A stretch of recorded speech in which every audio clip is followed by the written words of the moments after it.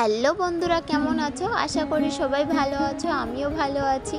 চলে এলাম আবারও একটা নতুন ভিডিওর সঙ্গে, আবারও একটা নতুন সকালে। তো গুড মর্নিং সবাইকে প্রথমে জানাচ্ছি। আর এখন কিন্তু প্রায় 10টা, সাড়ে 10টা বাজে।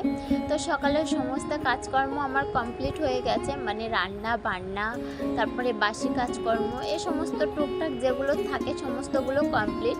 তারপরে দেখলাম না বেশ ঝলমলে রোদ উঠেছে, তো ভাবলাম কি কিছু জিনিস রোদে দেওয়ার আছে, তো সেগুলোকে আমি একটু রোদে দিয়ে নিই।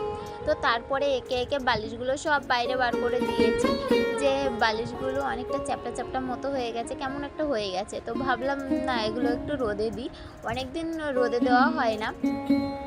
তো একটা বাচ্চা কাচ্চা বাড়িতে থাকলে না একটু অসুবিধা হয়, আর রোদে জিনিসপত্র দিলে সেটা একটু ভালো হয়। তারপরে আমি কিন্তু হলুদগুলো রোদে দিয়ে দিয়েছি, আর এখন কুলগুলো দিয়ে দিলাম।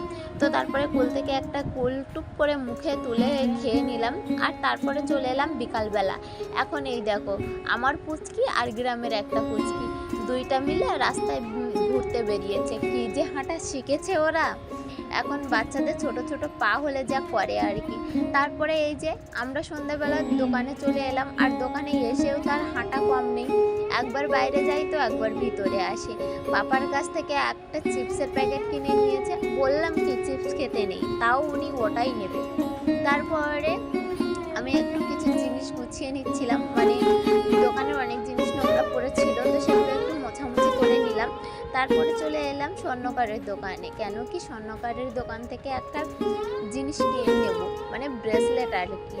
তো কালকে যাবো ভাবনার জন্মদিনে, সেই কারণে একটা ব্রেসলেট নিয়ে নেব।